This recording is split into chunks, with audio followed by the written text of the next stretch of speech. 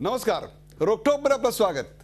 केवळ 54,000 मुंबईमधल्या पवईमध्ये घर असं म्हटल्यानंतर मुंबईत रांगा लागतील नाही तर दुसरं काय होईल. गेल्या 10 दिवसापासून मुंबईच्या भागाभागात ही अफवा पसरलेली होती. गेल्या 3 दिवसापासून मंत्रालयासमोर स्वस्त घरांसाठी झुंबड उडाली. ही अफवा आहे असा खुलासा सरकारनं केल्यानंतरही अगदी कर्जतपासून कसाऱ्यापर्यंत प्रत्येक ट्रेनमध्ये अशी घोषणा केल्यानंतरही हजारो लोक मंत्रालयाच्या दारात उभे होते. मुळात ही योजनाबद्ध अशी अफवा होती का? तर मग सरकारनं आधी 2 दिवस अर्ज तरी का स्वीकारले? अशी कुठली योजना नसताना गरिबांची अशी थट्टा मांडणारे होते तरी कोण? आणि अशी अफवा पसरवणं सरकारसाठी लांछनास्पद नाही का? सामान्य मुंबईकरांना परवडणारी घरं बांधण्यासाठी सरकारनं आजपर्यंत काय काय पावलं उचलली आणि ज्या पवईच्या घरांवरून हा सगळा धुराळ उडालेला आहे ते मूळ प्रकरण नेमकं काय आहे यासारख्या असंख्य प्रश्नांचा वेध घेऊया अफवेचं घर या खास कार्यक्रमात.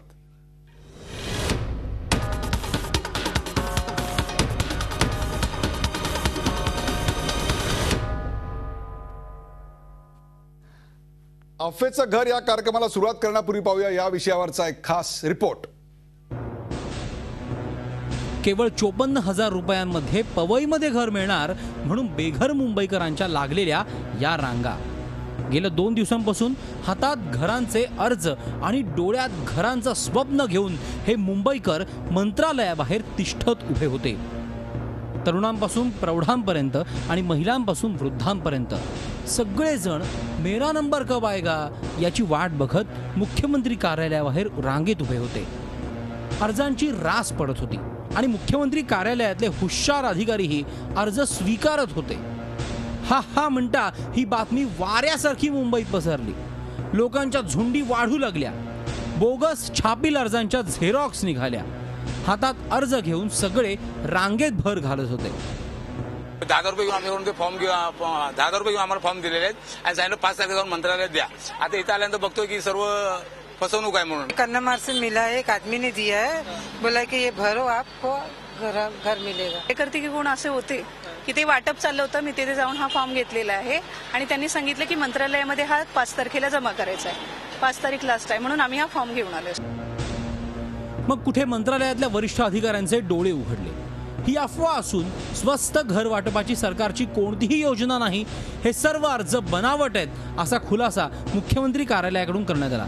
बिचारे मुंबईकर, स्वस्त घरांचं त्यांचं स्वप्न पुन्हा एकदा चक्काचूर झालं. आता ही स्वस्त घरांची अफवा नेमकी कशी पसरली याचा शोध घेऊया. पवईमध्ये दुर्बल घटकांसाठी राखीव भूखंडावर हिरानंदानी बिल्डर्सने टोलेजंग टॉवर्स बांधले. त्याविरोधात कोर्टात याचिका सादर झाली. या भूखंडांवरील इमारतींमध्ये दुर्बल घटकांमधील लोकांना 54,000 रुपयांमध्ये सदनिका वाटप करण्याचे आदेश कोर्टानं 1.5 वर्षांपूर्वी दिले. आता निवडणुकांच्या तोंडावर स्वस्त घर वाटपासाठी मुख्यमंत्र्यांवर दबाव आणण्याच्या हेतूने काही राजकीय कार्यकर्त्यांनी अर्ज वाटप सुरू केलं. हा एक प्रकारचा आंदोलनाचा भाग होता असं हे कार्यकर्ते आता सांगतायत. भारिप बहुजन महासंघाचे अध्यक्ष प्रकाश आंबेडकर यांनीही याच मुद्द्यावर जोरदार आंदोलन केलं. गोरगरिबांना स्वस्तात घरं देण्याची मागणी त्यांनी लावून धरली. तुम्ही स्कीम केलेली आहे, जागा दिलेली आहे, आता ती घरं वाटप करा आमचं म्हणणं आहे. काँग्रेस म्हणजे सरकार ज्यांनी आहे त्यांची जी काही डेफिनेशन गरीब कुटुंबाची आहे त्यांनी असं द्यावा. आम्ही असं म्हणत नाही की आम्ही जे अर्ज दिलेले आहेत त्यांनाच द्यावा असा आमचा आग्रह नाही आहे. शासनाने ज्यांनी शासनाला वाटते की हे गरीब कुटुंब आहे त्यांना असताना शासनाने ती घरं देण्यात यावी. आंदोलकांचं हे म्हणणं अगदी रास्त आहे. सामान्य मुंबईकराला परवडणारी घरं देणं हे सरकारचं कामच आहे. परंतु आंदोलनाला अफवेचं स्वरूप प्राप्त होत असेल तर काय करायचं?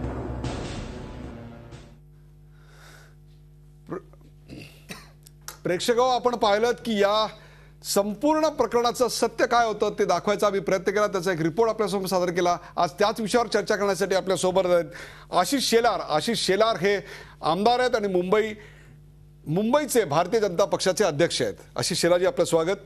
आपल्यासोबत आहेत रविकिरण देशमुख, ज्येष्ठ राजकीय विश्लेषक रविकिरण देशमुख आणि मिड डेचे पत्रकार. रविकिरणजी, आपलं स्वागत. आज त्यांना बोलवण्याचं याचं कारण या प्रकरणातली पहिली वाचा जर कोणी फोडली असेल आणि सर्वात जास्त लेखन आणि अभ्यास जर कोणी केला असेल तर तो रविकिरण देशमुख यांनी. आपल्यासोबत आहेत संतोष दौंडकर, RTI कार्यकर्ते संतोष दौंडकर आपल्यासोबत आहेत. संतोषजी, आपलंही स्वागत. आपल्या बरोबर आहेत राजीव वाघमारे. राजीव वाघमारे हे काँग्रेसचे प्रवक्ते आहेत. आज काँग्रेसवरच्या अनेक गोष्टींना आक्षेपार्ह ते उत्तर देतील. राजीवजी, आपलं स्वागत. आपल्या बरोबर आहेत मिलिंद रानडे, नेते लाल निशाण पक्ष. मिलिंद रानडे, पहिला प्रश्न घेऊन मी तुमच्याकडेच येतो. ही जी गर्दी जमलेली आहे, ही गर्दी जमवली कोणी? मुळात अशा प्रकारचे फॉर्म वाटले कोणी? ही एक प्रकारे दिशाभूल नाही ना? का हा सरकारला कोंडीत पकडायचा तुमचा प्रयत्न होता? नेमकं आज तुम्ही आणि तुमच्या पक्षाने केलं तरी काय? याच्यामध्ये एक गोष्ट साधी. 86 साली गरिबांच्या करता परवडणारी घरं बांधावीत म्हणून महाराष्ट्र शासनाने 40 पैसे एकर दराने 230 एकर जमीन हिरानंदानींना दिली. आणि आज 18 वर्ष झाली. 10 वर्षात ही स्कीम संपवायची होती. 50% घरं 400 स्क्वेअर फीटची आणि उरलेली 50% घरं ही 800 स्क्वेअर फीटची बांधायची होती. ही गरिबांच्यासाठी असल्यामुळे ही छोटी घरं बांधायची होती. आणि सरकारने ही जमीन दिलेली होती. त्या मोबदल्यात हिरानंदानी बिल्डरने 135 रुपये स्क्वेअर फीट ह्या दराने 15% घरं ही सरकारला गरिबांना देण्याकरता द्यायची होती. आणि ही 10 वर्षात संपवायची होती. तर मुद्दा असा आहे की सरकारचं जे धोरण आहे त्याची अंमलबजावणी झाली पाहिजे. म्हणून आम्ही लोकांना ही घरं कुठे आहेत हे दाखवण्याकरता 29 तारखेला हिरानंदानीमध्ये गेलो होतो. किंवा तुम्हाला पसंत पडते का बघा जागा. आणि लोकांना जागा पसंत पडली. तेव्हा लोकांना सांगितलं की मग ही घरं तुम्ही मागा, कारण ही अर्बन लँड सिलिंग ॲक्टमधली आहेत आणि ती घरं मुख्यमंत्री वाटतात. आपण माहिती आहे 10%मध्ये मुख्यमंत्र्यांच्या कोट्यातनं नेहमी घरं देत असतात. त्याच्यासाठी अर्ज करावा लागतो. नाहीतर उद्या असं व्हायचं की तुम्ही अर्ज केला नव्हतात म्हणून गरीब असलात तरी तुम्हाला मिळणार नाही. तेव्हा हा एक जो सरळ व्यवहार झालेला होता, ट्रायपार्टाईट ॲग्रीमेंट झालेलं होतं, त्याची अंमलबजावणी झाली पाहिजे. 18 वर्ष झाली. 10 वर्षात अंमलबजावणी संपायची होती. आम्ही चौकशी केल्यानंतर समजलं की एकही घर अजून सरकारने वाटलेलं नाही आहे. तेव्हा आम्ही लोकांना सांगितलं की तुम्ही गरीब आहात, तेव्हा सरकारकडे तुमची हक्काची घरं मागा. आणि त्याप्रमाणे लोक ही घरं मागायला आले. तेव्हा याचा जन्म सरकारच्या धोरणातनं झालेला आहे.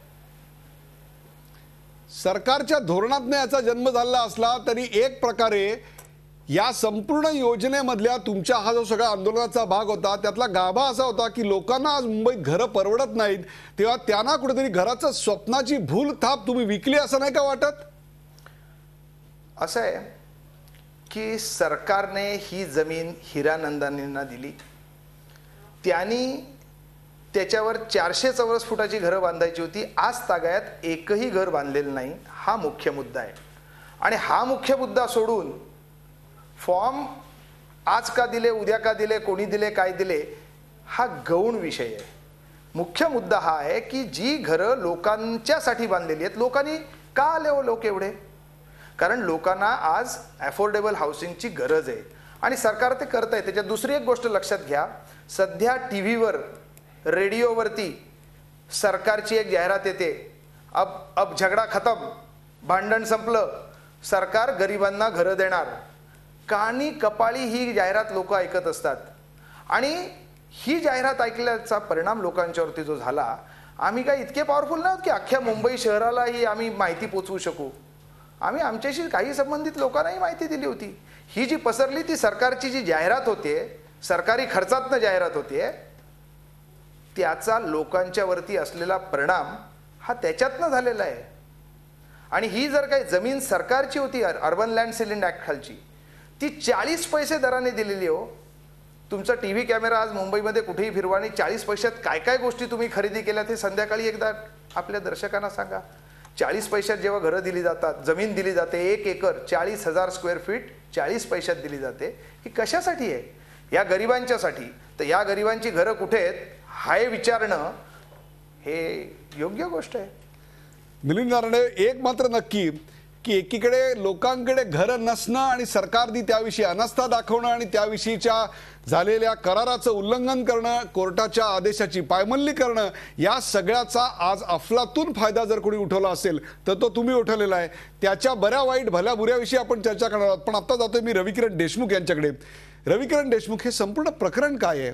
या जागेची मालकी, त्याचं हस्तांतरण, त्याच्यावर नेमकं काय करायचं होतं याचा गेले अनेक वर्ष आपण अभ्यास करतात, काय सांगाल?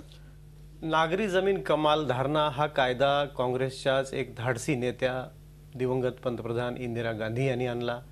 त्यामागची कल्पना अशी होती की मोठ्या शहरामध्ये श्रीमंत लोकांच्या ज्या जमिनी आहेत त्या जमिनी ते विकसित करणार नाहीत, किंबहुना त्यावर मनमानी पद्धतीने घरं बांधतील आणि गोरगरिबांना ही घरं परवडणार नाहीत म्हणून हा कायदा आणला होता.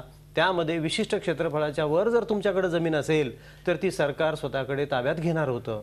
परंतु काय झालं की त्याच्यामध्ये सेक्शन 20 आणि 21 असे आहेत की जिथं तुम्ही मास हाऊसिंग म्हणजे मोठं गृहसंकुल तुम्ही उभं करणार असाल तर शासनाचे काही नियम होते की 40 आणि 80 स्क्वेअर मीटर म्हणजे 430 स्क्वेअर फीट आणि 860 स्क्वेअर फीट अशी जर घरं तुम्ही परवडणाऱ्या दरात उपलब्ध होऊ शकतात ही घरं अशी बांधणार असाल तर शासन त्याला सवलत देत होतं.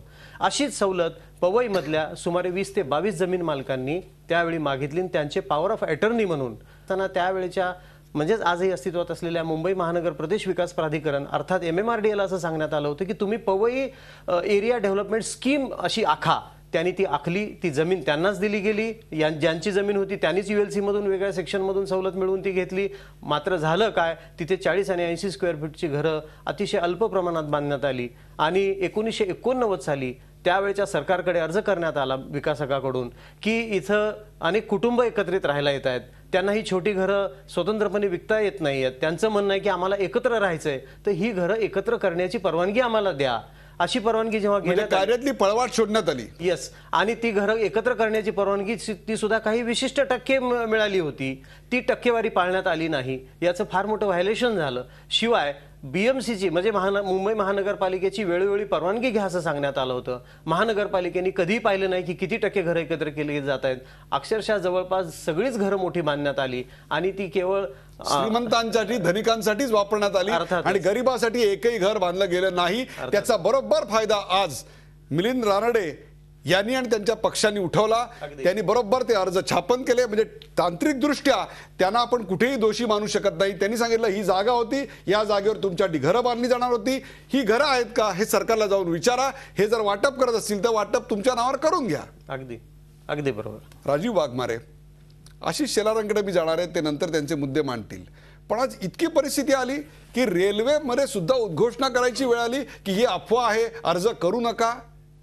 आत्ता डोळे उघडले नाही. कसं आहे की ज्यावेळी जरी मिलिंद रानडे साहेबांनी आता सांगितलं की आम्ही कोणालाही या बाबतीत सांगितलेलं नाही, आम्हाला मिळालेल्या माहितीनुसार या सगळ्या लोकांनी झोपडपट्ट्या आणि जिथे गरीब लोकवस्ती आहे अशा ठिकाणी यांनी बोर्ड लावलेले होते. या बोर्डवर सांगितलेलं होतं, हे अशा प्रकारचे फॉर्म छापले गेले होते आणि हा संपूर्ण पूर्वनियोजित एक सिस्टमॅटिक केलेला हा बनाव आहे. आणि हा बनाव करत असताना यांनी हा विचार तरी करायला पाहिजे होता की लोकांच्या भावनांशी खेळतोय आपण, लोकांच्या भावनांशी खेळतोय हे तुम्ही आज म्हणताय, पण कायद्याशी इतके वर्ष कोण खेळत होतं राजीव वाघमारे? नाही, आम्ही बघा आता देशमुख साहेबांनी जे सांगितलं की जो हा कायदा आणला तो काँग्रेस पक्षाच्या आमच्या दिवंगत नेत्या इंदिरा गांधींनी आणला. त्याची अंमलबजावणी सगळीकडे होत होती आणि तो गरिबांसाठीच हा कायदा आणला गेला.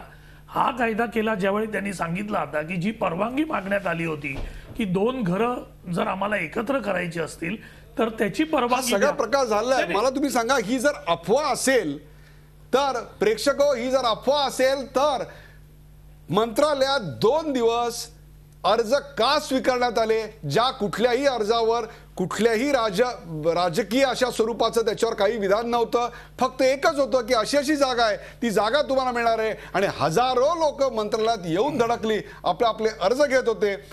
अजिबात नाही, याच्यात कुठचाही फॉर्म स्वीकारण्याचं धोरण नव्हतं. ज्यावेळी माननीय मुख्यमंत्री महोदयांच्या कार्यालयामध्ये काही लोक आली आणि त्यांनी सांगितलं की तुम्ही हे आमचे फॉर्म भरून आम्ही आणलेले आहेत, हे तुम्ही स्वीकारा. त्यावेळी कुठचाही व्यक्ती आला तर त्याचा अर्ज घेतला नाही तर दुसरी टीका होऊ शकते. आणि म्हणून काही फॉर्म स्वीकारण्याची भूमिका किंवा अर्जाच्या स्वरूपात घेण्याचं काम केलं. पण लगेच ज्यावेळी हे लक्षात आलं की हे अशा प्रकारे फॉर्म आहे आणि अशा प्रकारे मागणीसाठी हे अर्ज आहेत, नाही तर उद्या लोक आपल्याला माहिती आहे की येतात आणि सांगतात साधा आमचा अर्जही तुम्ही स्वीकारत नाही, ही टीका होऊ नये म्हणून ते केलं. पण ज्यावेळी हे लक्षात आलं तातडीने हे बंद करण्याचं काम केलं. आणि म्हणूनच ह्याच्यात काही सरकारची भूमिका अशा अफवांना कुठेतरी साथ देण्यासाठी अजिबात नाही. मिलिंद रानडे, मला तुम्हाला एक छोटासा प्रश्न विचारायचा आहे. मंत्री महोदय असं म्हणतात की अशा प्रकारे कुठेही अर्ज स्वीकारले गेलेले नव्हते. आपला काय अनुभव आहे?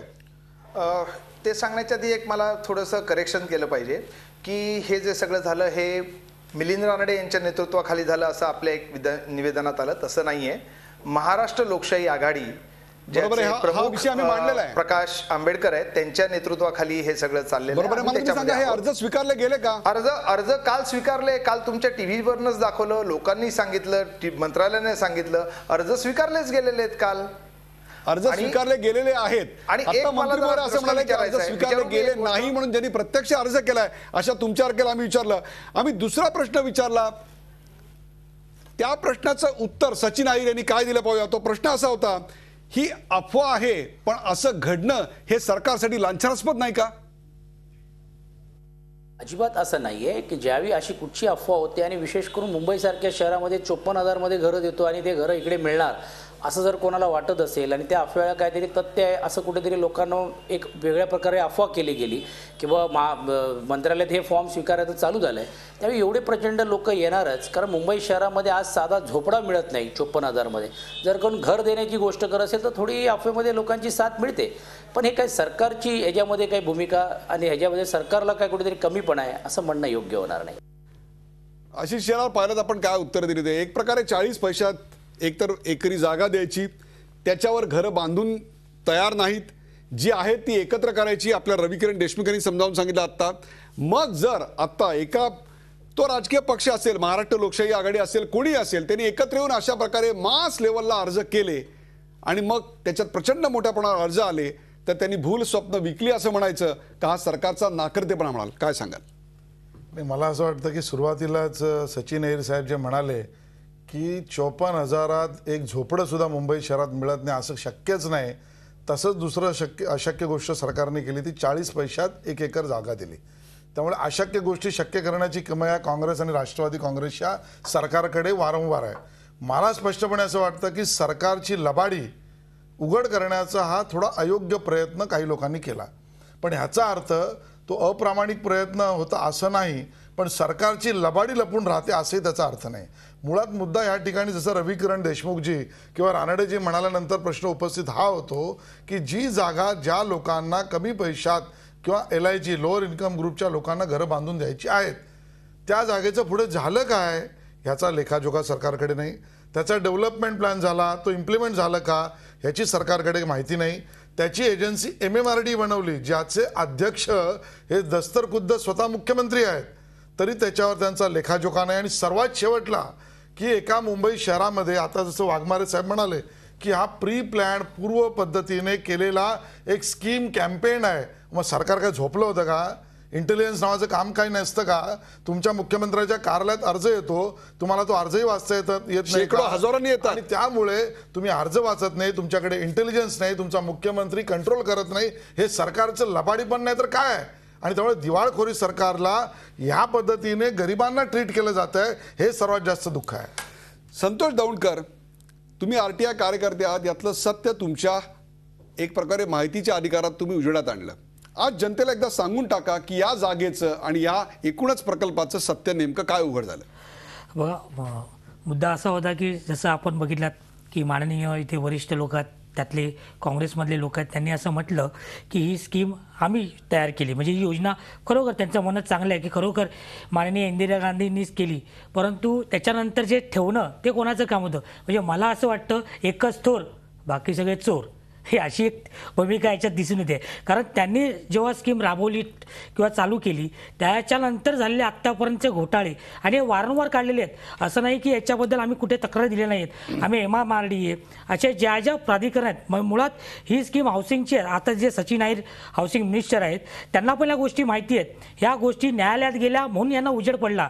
जर न्यायालयात ज्या गोष्टी गेल्याच नसत्या तर मला वाटतं कुठलीही यंत्रणा जी सत्ताधारकाच्या अंतर्गत असते, म्हणजे पोलीस म्हणा म्हणा, अँटी करप्शन म्हणा, CBI म्हणा, ह्या कुठलीही ह्या यंत्रणा ज्या आहेत त्यांनी काम केलेच नसतं. कारण ह्याच्यावरती पूर्णपणे दडपण जे असतं ते सत्ताधाऱ्यांचं असतं आणि त्यांची ती जबाबदारी असते. परंतु माहिती अधिकारातनं यांना वाचा फोडून आम्ही जी माहिती अधिकारातनं मिळालेल्या माहिती असतात, कारण आम्हाला माहिती असतं की कुठलेही प्राधिकरण, कुठलीही ऑथॉरिटी किंवा कुठलीही सत्ता या गोष्टीसाठी पुढे येणार नाही किंवा हा गुन्हा आहे याला गुन्हा नोंदवा असं म्हणणार नाही. कारण ह्याच्यामध्ये हे सर्व भ्रष्टाचारी लोक असल्यामुळे हे त्याच्यावरती काम करत नाही आणि म्हणून आम्हाला न्यायालयाकडे धाव घ्यावी लागते.